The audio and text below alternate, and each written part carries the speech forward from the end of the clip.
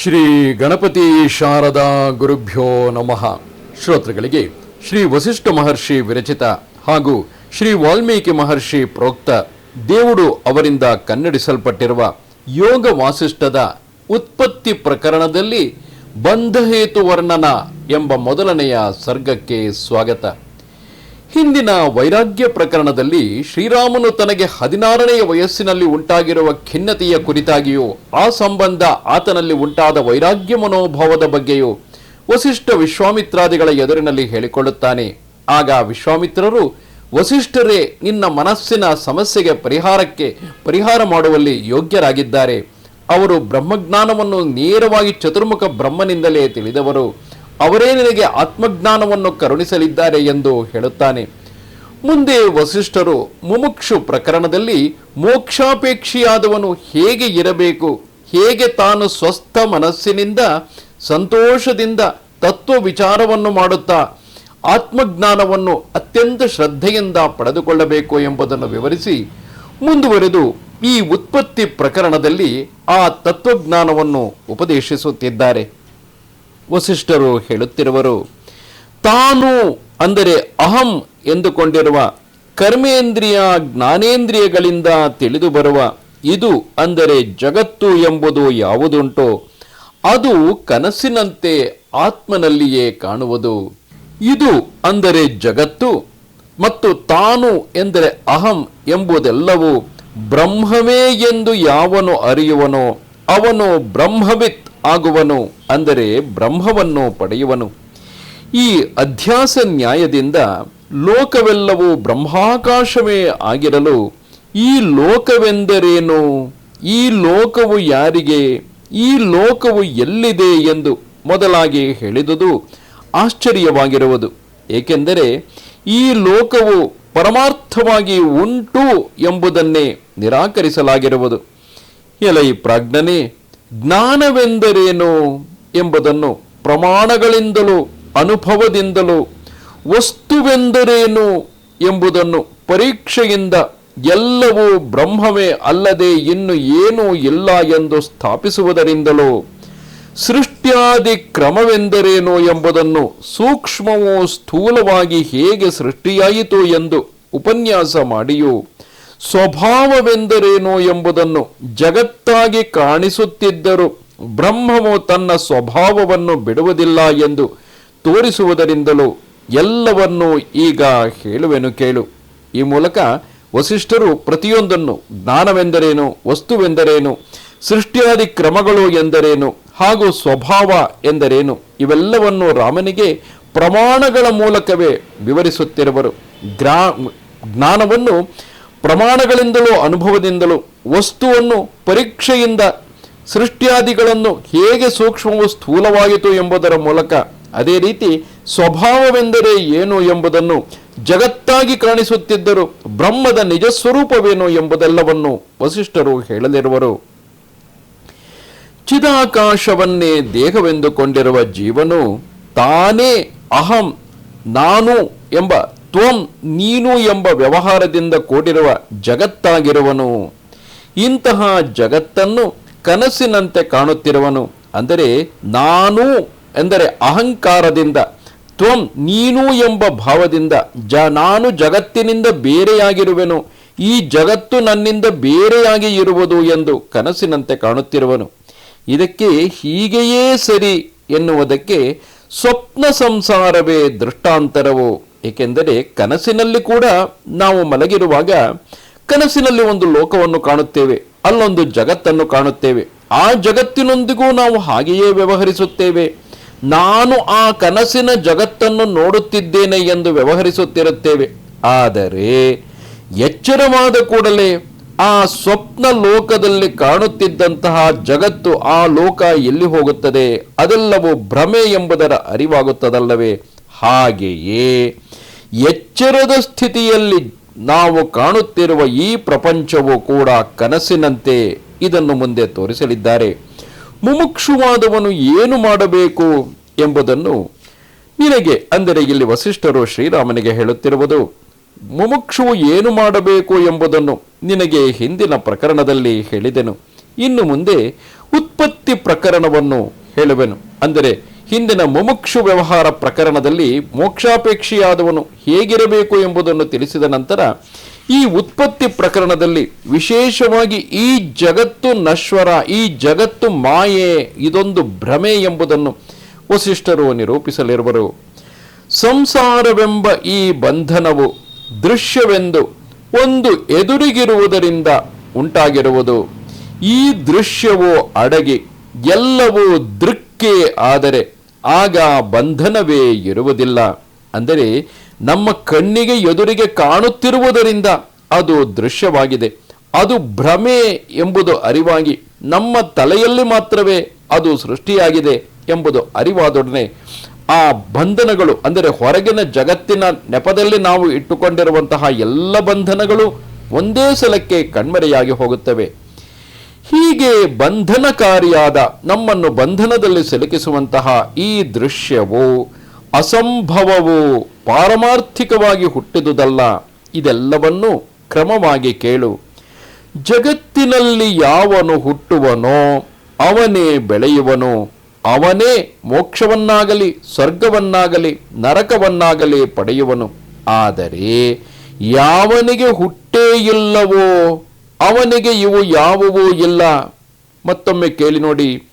ಅಂದರೆ ಯಾವನು ತಾನು ಈ ಜಗತ್ತಿನಲ್ಲಿ ಹುಟ್ಟಿದ್ದೇನೆ ಎಂದು ಭಾವಿಸುವನೋ ಅವನೇ ಸ್ವರ್ಗವನ್ನಾಗಲಿ ನರಕವನ್ನಾಗಲಿ, ಏಕೆಂದರೆ ತಾನು ಒಂದು ದಿನ ಸಾಯುತ್ತೇನೆ, ಸತ್ತ ಮೇಲೆ ಸ್ವರ್ಗವಾಗಲಿ ನರಕವಾಗಲಿ ಪಡೆಯಬೇಕು, ಅದೇ ರೀತಿ ಮೋಕ್ಷವನ್ನು ಪಡೆಯಬೇಕು ಎಂದು ಹೇಳುವುದು ಕೂಡ ಯಾರು ನಾನು ಹುಟ್ಟಿದ್ದೇನೆ, ಸಂಸಾರ ಬಂಧನದಲ್ಲಿ ಸಿಕ್ಕಿ ಹಾಕಿಕೊಂಡಿದ್ದೇನೆ ಎಂದು ಭಾವಿಸುವವನೇ ಮೋಕ್ಷಕ್ಕೂ ಕೂಡ ಅಪೇಕ್ಷೆಯಾಗಿರುತ್ತಾನೆ. ಆದ್ದರಿಂದ ಈ ಹುಟ್ಟುವುದು, ಬೆಳೆಯುವುದು, ಮೋಕ್ಷ, ಸ್ವರ್ಗ, ನರಕ ಅದೆಲ್ಲವನ್ನು ನಿನಗೆ ತತ್ವಜ್ಞಾನವಾಗಲೆಂದು ಹೇಳುವೆನು, ಅರಿವಾಗಲೆಂದು ಹೇಳುವೆನು. ಉತ್ಪತ್ತಿ ಎಂಬುದು ಸಂಸಾರದಲ್ಲಿಯೇ ಇರುವುದು. ಅದಕ್ಕಿಂತ ಮೊದಲಿದ್ದವನು ಅಂದರೆ ಆತ್ಮನು ಸಂಸಾರವು ಉಂಟಾಗುವುದಕ್ಕಿಂತ ಮೊದಲು, ಅಂದರೆ ಈ ಸಂಸಾರದ ಭಾವ ನಮ್ಮಲ್ಲಿ ಬರುವುದಕ್ಕೆ ಮೊದಲಿದ್ದವನು ಆತನು ಆತ್ಮನು. ಅವನು ಉತ್ಪತ್ತಿಯನ್ನೇ ಹೊಂದಲಿಲ್ಲವಾದ್ದರಿಂದ ಮೊದಲಿದ್ದಂತೆಯೇ ಇರುವನು. ಅವನು ಎಲ್ಲೂ ಸೃಷ್ಟಿಯಾಗಿಲ್ಲ, ಯಾವ ಸೃಷ್ಟಿಯೂ ಇಲ್ಲ. ಆ ಆತ್ಮನು ಹುಟ್ಟಲೂ ಇಲ್ಲ, ಆದ್ದರಿಂದ ಆತ್ಮನು ಸಾಯುವುದೂ ಇಲ್ಲ. ಈಗ ನಾನು ಹೇಳುವ ಉತ್ಪತ್ತಿ ಪ್ರಕರಣದ ಅರ್ಥವು ಇಷ್ಟೇ ರಾಮ. ಇದನ್ನು ಸಂಕ್ಷೇಪವಾಗಿ ಮೊದಲು ಹೇಳಿ ಅನಂತರ ಬೇಕಾದಷ್ಟು ವಿಸ್ತಾರವಾಗಿ ಹೇಳುವೆನು. ಸ್ಥಾವರ ಜಂಗಮ ರೂಪವಾಗಿ ಕಾಣುತ್ತಿರುವ ಈ ಜಗತ್ತೆಲ್ಲವೂ ಸುಷುಪ್ತಿಯು ಬಂದಾಗ, ಅಂದರೆ ಗಾಢ ನಿದ್ರೆಯು ಬಂದಾಗ, ಸ್ವಪ್ನವು ಅಡಗುವಂತೆ ಪ್ರಳಯ ಕಾಲದಲ್ಲಿ ನಾಶವಾಗುವುದು. ಆ ಪ್ರಳಯವಾದ ಮೇಲೆ ಯಾವುದೊಂದು ವ್ಯಾಪಾರವೂ ಇಲ್ಲದೆ ನಿಶ್ಚಲವಾಗಿರುವ, ಹೆಸರು ಹೇಳುವುದಕ್ಕೆ ಆಗದ ಯಾವುದೋ ಒಂದು ಉಳಿಯುವುದು. ಅದು ತೇಜಸ್ಸಲ್ಲ, ತಮಸ್ಸಲ್ಲ. ಅದು ಆದರೂ ಎಲ್ಲೆಲ್ಲೂ ತಾನೇ ತಾನಾಗಿದ್ದರೂ ಏನೊಂದು ಆಗದೇ ಇರುವುದು. ಮಹಾತ್ಮನಾದ ಅದಕ್ಕೆ ವ್ಯವಹಾರಕ್ಕಾಗಿ ವಿದ್ವಾಂಸರು ಋತ, ಆತ್ಮ, ಪರ, ಬ್ರಹ್ಮ, ಸತ್ಯ ಮೊದಲಾದ ಸಂಜ್ಞೆಗಳನ್ನು ಕಲ್ಪಿಸಿರುವರು. ಆದ್ದರಿಂದ ಪರ, ಬ್ರಹ್ಮ ಈ ರೀತಿಯಾಗಿ ನಾವು ಏನೇನೆಲ್ಲ ಗುರುತುಗಳನ್ನು ಇಟ್ಟುಕೊಂಡಿರುವೆವೋ ಆ ಗುರುತುಗಳೂ ಸಹ ಕೇವಲ ಮಾತಿನ ವ್ಯವಹಾರಕ್ಕಾಗಿ. ಹೀಗೆ ಚೈತನ್ಯ ಮಾತ್ರನಾಗಿರುವ ಆತ್ಮನು ತಾನೇ ಆಕಾಶಾದಿ ಅನ್ಯ ಸ್ವರೂಪನಾಗಿ ಕಾಣಿಸಿಕೊಳ್ಳುತ್ತಾ ಬೃಹತ್ತಾಗಿದ್ದವನು ಅಲ್ಪನಾಗಿ ಜೀವತ್ವವನ್ನು ಹೊಂದುವನು.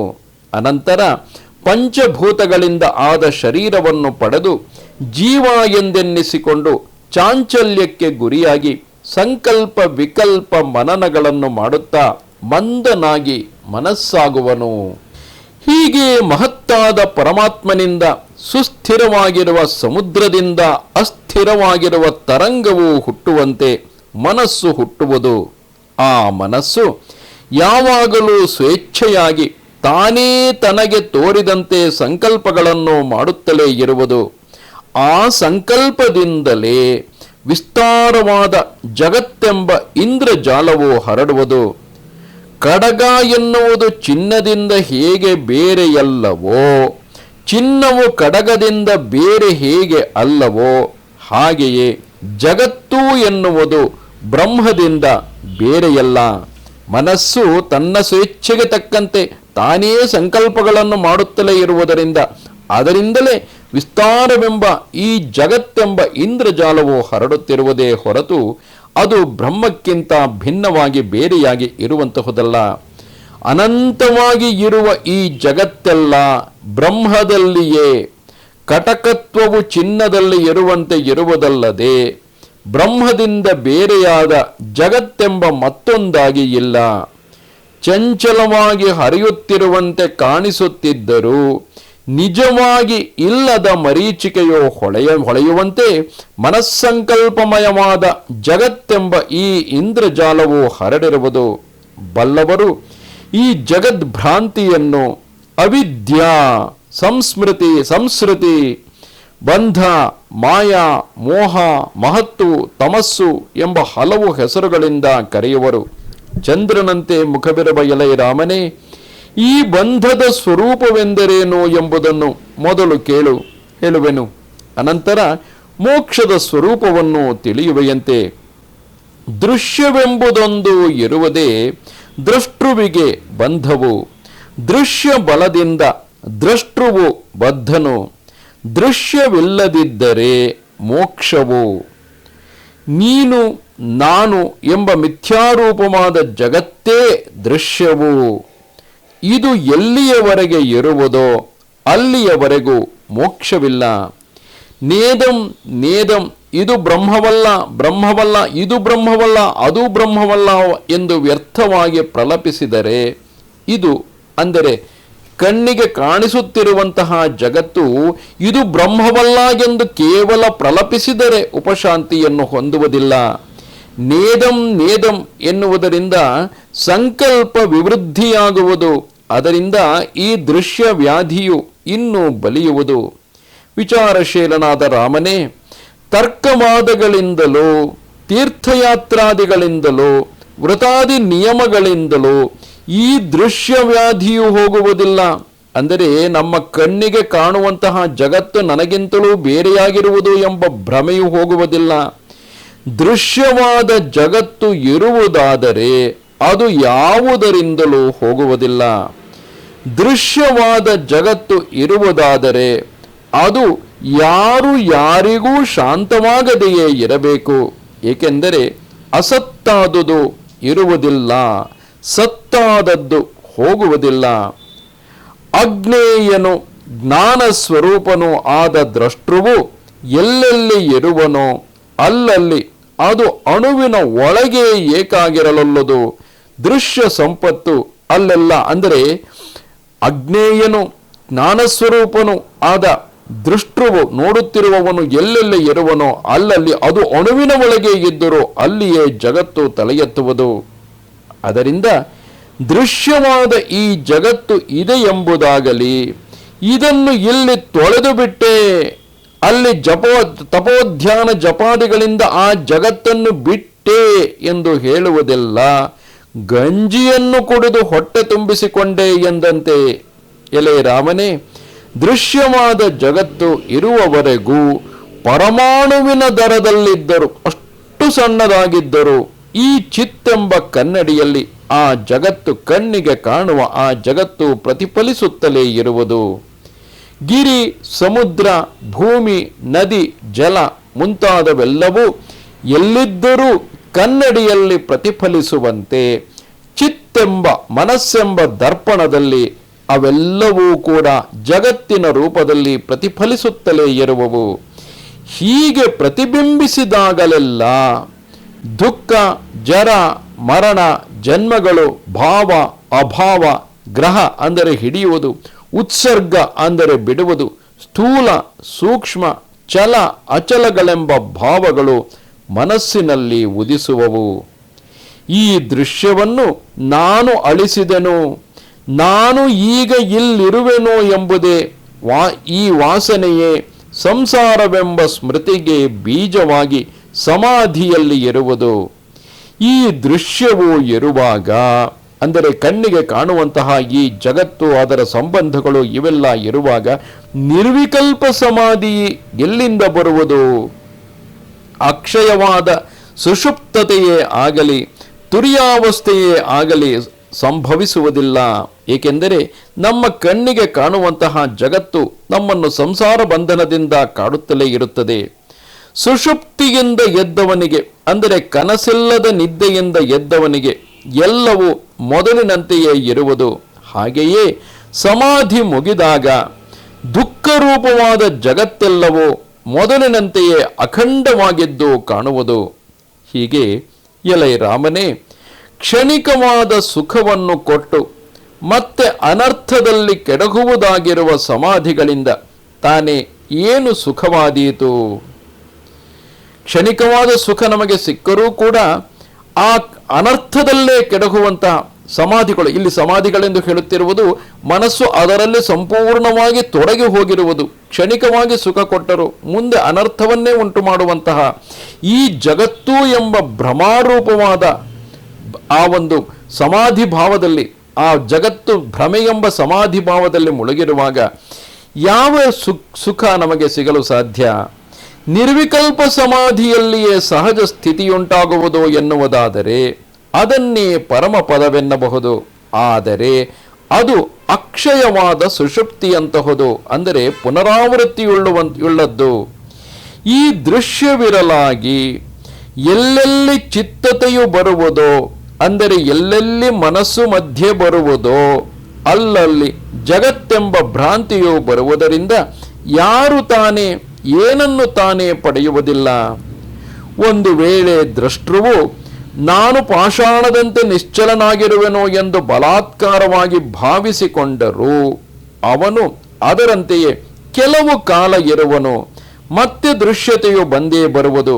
ಅಂದರೆ ನಾವು ಧ್ಯಾನಕ್ಕೆ ಕುಳಿತುಕೊಳ್ಳುತ್ತೇವೆ, ಒಂದು ಕ್ಷಣ ಮನಸ್ಸು ಸ್ತಬ್ಧವಾಗುತ್ತದೆ, ಮನಸ್ಸಿನ ಎಲ್ಲ ಕ್ರಿಯೆಗಳು ನಿಂತು ಹೋಗಬಹುದು, ಮೌನವನ್ನು ಅದು ಅನುಸರಿಸಬಹುದು, ಅಂದರೆ ಮೌನದಲ್ಲಿರಬಹುದು.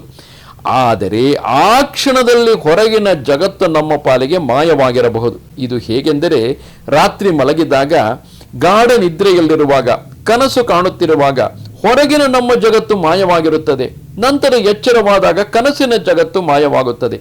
ಇದೇ ರೀತಿ ಸವಿಕಲ್ಪ ಸಮಾಧಿ ಎಂದು ಹೇಳಿಕೊಂಡರೂ ಕೂಡ ಎಲ್ಲಿಯವರೆಗೆ ಮನಸ್ಸು ತಾನು ಕಾರ್ಯಚಟುವಟಿಕೆಯಲ್ಲಿ ತೊಡಗಿಕೊಂಡಿರುತ್ತದೆಯೋ, ಹೊರಗಿನ ಜಗತ್ತನ್ನು ನೋಡುತ್ತಿರುತ್ತದೆಯೋ, ಹೊರಗಿನ ಜಗತ್ತಿನ ಕುರಿತಾಗಿ ಚಿಂತನೆ ವಿಚಾರಗಳನ್ನು ಮಾಡುತ್ತಿರುತ್ತದೆಯೋ, ಅಲ್ಲಿಯ ತನಕವು ಅದು ಒಂದಲ್ಲ ಒಂದು ಸಮಯದಲ್ಲಿ ಅಲ್ಪ ಕಾಲಕ್ಕೆ ಹೊರಗಿನ ಜಗತ್ತು ಇಲ್ಲವೆಂದು ಅದು ಮಾಯವಾದರೂ ಮತ್ತೆ ಪುನಃ ಕಣ್ಣು ಬಿಟ್ಟ ಮೇಲೆ ಹೊರಗಿನ ಜಗತ್ತಿಗೆ ಮರಳಲೇಬೇಕು. ಆ ಹೊರಗಿನ ಜಗತ್ತು ಭ್ರಮೆಯೇ ಆದರೂ ನಮ್ಮನ್ನು ಕಾಡುತ್ತಲೇ ಇರುತ್ತದೆ. ಪಾಷಾಣ ವೃತ್ತಿಯಿಂದ, ಅಂದರೆ ಕಲ್ಲಿನಂತೆ ಇರುವ ನಿರ್ವಿಕಲ್ಪ ಸಮಾಧಿಗಳು ಯಾರಿಗೂ ಸಹಜಾವಸ್ಥೆಯನ್ನು ತರುವುದಿಲ್ಲ ಎಂಬುದು ಎಲ್ಲರ ಅನುಭವದಲ್ಲಿಯೂ ಇರುವುದು. ನಿರ್ವಿಕಲ್ಪ ಸಮಾಧಿಯಲ್ಲೂ ಕೂಡ ಗಾಢ ನಿದ್ರೆಯಲ್ಲಿ ಇರುವಂತೆ ಒಂದು ಕ್ಷಣ ಅಥವಾ ಕನಸು ಕಾಣುತ್ತಿರುವ ನಿದ್ದೆಯಂತೆ ಕನಸು ಕಾಣುತ್ತಿರುವಾಗ ಹೊರಗಿನ ಜಗತ್ತು ಮರೆಯಾದಂತೆ ನಿರ್ವಿಕಲ್ಪ ಸಮಾಧಿಯಲ್ಲಿ ಇದ್ದಾಗಲೂ ಕೂಡ ಸಮಸ್ತ ಜಗತ್ತು ಕಣ್ಮರೆಯಾಗಿರುತ್ತದೆ. ಪಾಷಾಣದಂತೆ, ಅಂದರೆ ಕಲ್ಲಿನಂತೆ ಇರುತ್ತೇವೆ. ಆದರೆ ವಾಸ್ತವಕ್ಕೆ ಮರಳಿದಾಗ ಮತ್ತೆ ಹೊರಗಿನ ಜಗತ್ತು ಅದು ನನ್ನಿಂದ ಬೇರೆಯಾಗಿದೆ ಎನ್ನುವ ಭ್ರಮೆ ಮರಳಿ ಬರುವುದಿಲ್ಲವೇ? ಇದೇ ಎಲ್ಲರ ಅನುಭವದಲ್ಲಿಯೂ ಇರುವುದು. ಅಭ್ಯಾಸ ಬಲದಿಂದ ಪಾಷಾಣದಂತೆ ಇರಬಲ್ಲ ವೃತ್ತಿಯು ನಿರ್ವಿಕಲ್ಪ ಸಮಾಧಿಯನ್ನು ಪಡೆದರೂ ಅನಾದಿಯು ಶಾಂತವು ಚಿದ್ರೂಪವು ಅಜವು ಅಕ್ಷಯವೋ ಆದ ಸಹಜಾವಸ್ಥೆ ಮಾತ್ರ ದೊರೆಯುವುದಿಲ್ಲ. ಅದರಿಂದ ಈ ದೃಶ್ಯವು ಇರುವುದು ಎನ್ನುವುದಾದರೆ ಅದು ಯಾವಾಗಲೂ ಶಾಂತವಾಗುವುದೇ ಇಲ್ಲ. ತಪಸ್ಸು, ಜಪ, ಧ್ಯಾನ ಇವುಗಳ ಬಲದಿಂದ ದೃಶ್ಯವು ಶಾಂತವಾಗುವುದು ಎನ್ನುವುದು ಅಜ್ಞರ ಕಲ್ಪನೆಯು. ಅಂದರೆ ತಪಸ್ಸು, ಜಪ, ಧ್ಯಾನ ಇವುಗಳನ್ನು ಮಾಡಿದಾಗ ಸ್ವಲ್ಪ ಕಾಲಕ್ಕೆ ಮನಸ್ಸು ಶಾಂತವಾಗಬಹುದು. ನಿರ್ವಿಕಲ್ಪ ಸಮಾಧಿಯಲ್ಲಿ ತೊಡಗಿದಾಗ ಹೊರಗಿನ ಜಗತ್ತು ಸಂಪೂರ್ಣ ಅದೃಶ್ಯವಾಗಬಹುದು, ಹೆಚ್ಚು ಕಡಿಮೆ ಮರೆತೇ ಹೋಗಬಹುದು. ಎಲ್ಲಿಯವರೆಗೆ? ಮತ್ತೆ ಪುನಃ ಎಚ್ಚರಗೊಂಡು ಬಾಹ್ಯ ಜಗತ್ತಿಗೆ ಮರಳುವವರೆಗೆ. ಬಾಹ್ಯ ಜಗತ್ತಿನ ಪ್ರಜ್ಞೆ ಬಂದೊಡನೆ ಆ ಹೊರಗಿನ ಜಗತ್ತು ಎಂಬ ಭ್ರಮೆ ಪುನಃ ನಮ್ಮನ್ನು ಆವರಿಸಿಕೊಳ್ಳುವುದಿಲ್ಲವೇ? ದೃಶ್ಯವೆಂದು ತಿಳಿಯುವುದು ಯಾವುದೋ ಅದು ತಾವರೆಯ ಬೀಜದಲ್ಲಿ ಲತೆಯಾಗಿ ಮುಂದೆ ಬೆಳೆಯುವ ಕಮಲಿನಿಯು ಅಡಗಿ ಕುಳಿತಿರುವಂತೆ ದ್ರಷ್ಟೃವಿನಲ್ಲಿಯೇ ಇರುವುದು. ಈಗ ಸದ್ಯಕ್ಕೆ ಕಮಲದ ಹೂವು ಇಲ್ಲದಿರಬಹುದು, ಆದರೆ ಅದು ಬೀಜ ರೂಪದಲ್ಲಿ ಇರುವುದಲ್ಲವೇ? ಆದ್ದರಿಂದ ಸಮಸ್ತ ಜಗತ್ತು ನಾವು ನಿರ್ವಿಕಲ್ಪ ಸಮಾಧಿಯಲ್ಲಿ ಇದ್ದಾಗಲೂ ಕೂಡ ಹೊರಗಿನ ಜಗತ್ತು ಅದೃಶ್ಯವಾದಂತೆ ಕಂಡರು ಅದು ಬೀಜ ರೂಪದಲ್ಲಿ ದ್ರಷ್ಟೃವಿನಲ್ಲೇ ನೋಡುತ್ತಿರುವವನೊಳಗೆ ಆ ಹೊರಗಿನ ಜಗತ್ತು ಎಂಬುದು ಬೀಜ ರೂಪದಲ್ಲಿ ಇರುವುದು. ಆತ ನಿರ್ವಿಕಲ್ಪ ಸಮಾಧಿಯಿಂದ ಹೊರಗಾಗಿ ಹೊರ ಜಗತ್ತಿಗೆ ಮರಳುತ್ತಿದ್ದಂತೆ ಅದು ಪುನಃ ವೃಕ್ಷವಾಗಿ ಅಥವಾ ತಾವರೆ ಹೂವು ಅರಳಿ ಆ ಕಮಲಿನಿಯು ಜಗತ್ತು ಎಂಬ ಕಮಲವು ಮತ್ತೆ ಅರಳುವುದು. ಪದಾರ್ಥಗಳಲ್ಲಿ ರಸವಿರುವಂತೆ, ತಿಲಾದಿಗಳಲ್ಲಿ ತೈಲವಿರುವಂತೆ, ಹೂವಿನಲ್ಲಿ ಪರಿಮಳವಿರುವಂತೆ ದ್ರಷ್ಟುವಿನಲ್ಲಿಯೂ ದೃಶ್ಯವೆಂದು ತಿಳಿಯುವಿಕೆಯು ಇದ್ದೇ ಇರುವುದು. ಅಂದರೆ ನಾವು ಕಣ್ಣು ಬಿಟ್ಟಾಗ ಹೊರಗಿನ ಜಗತ್ತನ್ನು ನೋಡಿ ಇವರೆಲ್ಲರೂ ನನ್ನ ಬಂಧುಗಳು, ಇದು ನನ್ನ ಮನೆ, ಇದು ನನ್ನ ದೇಶ, ಇದು ನನ್ನ ನನ್ನ ನನ್ನ ಅಂದರೆ ನನಗೆ ಸಂಬಂಧಪಟ್ಟ ಇಂತಿಂಥ ವಸ್ತುಗಳು ಇವೆ ಎಂಬ ಗುರುತಿಸುವಿಕೆ ಇದೆಯಲ್ಲ, ಇದು ಸರ್ವದಾ ಬೀಜ ರೂಪದಲ್ಲಿ ನಮ್ಮ ತಲೆಯೊಳಗೆ ಇರುವಂತಹುದು. ಅದು ನಮ್ಮ ತಲೆಯಲ್ಲಿ ಸುಪ್ತವಾಗಿ ಬೀಜ ರೂಪದಲ್ಲಿ ಇರುವುದರಿಂದಲೇ ಅದೇನೇ ನಿರ್ವಿಕಲ್ಪ ಸಮಾಧಿಯನ್ನು ನಾವು ಹೊಂದಿದರೂ ಆ ಕ್ಷಣಕ್ಕೆ ಹೊರಗಿನ ಜಗತ್ತು ಮಾಯವಾದಂತೆ ಕಂಡರೂ ಕೂಡ ಕಣ್ಣು ಬಿಟ್ಟು ಹೊರಗಿನ ಜಗತ್ತಿಗೆ ಮರಳುತ್ತಿದ್ದಂತೆ ಈ ಎಲ್ಲ ಸ್ಮರಣೆಯು ಮರಳಿ ಬರುತ್ತದೆ. ಕರ್ಪೂರಾದಿಗಳು ಎಲ್ಲಿಯೇ ಇದ್ದರೂ ಅವುಗಳ ಸುಗಂಧವು ಹರಡುವಂತೆ ಚಿದ್ಧಾತುವಿನ ಅಂದರೆ ಚಿತ್ ಸ್ವರೂಪವಾದ ಚತುರ್ಮುಖ ಬ್ರಹ್ಮನ ಉದರದಲ್ಲಿ ಜಗತ್ತೆಂಬ ದೃಶ್ಯವು ತೋರುವುದು. ನಿನ್ನ ಕನಸುಗಳು, ಸಂಕಲ್ಪಗಳು, ಚಿತ್ತರಾಜ್ಯ ವೃತ್ತಿಗಳು ಅಂದರೆ ಹಗಲುಗನಸುಗಳು ಇವೆಲ್ಲವೂ ನಿನ್ನ ಮನಸ್ಸಿನಲ್ಲಿಯೇ ನಿನಗೆ ಕಾಣುವುದಲ್ಲವೇ? ಅದರಂತೆಯೇ ದೃಶ್ಯಭೂತವಾದುದು ಈ ಮನೋಭವವೇ ಮನಸ್ಸಿನಿಂದ ಹುಟ್ಟಿದ್ದೆ. ಅಂದರೆ ಹೊರಗಡೆ ನೀನು ಯಾವೆಲ್ಲ ದೃಶ್ಯಗಳನ್ನು ಕಾಣುತ್ತಿರುವೆಯೋ ನಿಜ, ಈ ದೃಶ್ಯಗಳನ್ನು ಕಣ್ಣಿನಿಂದ ಕಾಣುತ್ತಿರುವೆ, ಅದರ ಶಬ್ದವನ್ನು ಕಿವಿಯಿಂದ ಕೇಳುತ್ತಿರುವೆ, ಅದರ ಉಳಿದಂತೆ ವಾಸನೆ ಹಾಗೂ ಅದರ ರುಚಿಯಾಗಿರಬಹುದು, ಸ್ಪರ್ಶವೇ ಆಗಿರಬಹುದು, ಇವೆಲ್ಲವನ್ನು ಜ್ಞಾನೇಂದ್ರಿಯಗಳೇ ಪಡೆದುಕೊಳ್ಳುತ್ತಿದ್ದರು. ಅವೆಲ್ಲವೂ ಒಳಗಡೆ ಮೆದುಳಿಗೆ ಹೋದಾಗ ಅಲ್ಲಿ ಎಲ್ಲೋ ಒಂದೆಡೆ ಮನಸ್ಸು ಅವುಗಳನ್ನು ದೃಶ್ಯ ರೂಪದಲ್ಲಿ ನೋಡುತ್ತದೆ. ಆದ್ದರಿಂದ ನಾವು ದೃಶ್ಯ ರೂಪದಲ್ಲಿ ಏನೇನನ್ನು ನೋಡುತ್ತೇವೋ ಅದೆಲ್ಲವೂ ನಮ್ಮ ಮನಸ್ಸಿನಲ್ಲಿ ಸೃಷ್ಟಿಯಾದವು ಹೊರತು ಹೊರಗಿನ ಪ್ರಪಂಚದಲ್ಲಿ ಏನಿರುವುದೋ ಅದನ್ನು ಯಥಾವತ್ತಾಗಿ ಕಾಣುವುದು ಸಾಧ್ಯವಿಲ್ಲ. ನಮ್ಮ ಮನಸ್ಸು ಆ ದೃಶ್ಯವನ್ನು ನಿರ್ಮಿಸಿ ಆ ದೃಶ್ಯದ ಪ್ರತಿಯೊಂದಕ್ಕೂ ಕೂಡ ಇದು ಇಂತಹುದು ಎಂದು ಗುರುತು ನೀಡುತ್ತದೆ.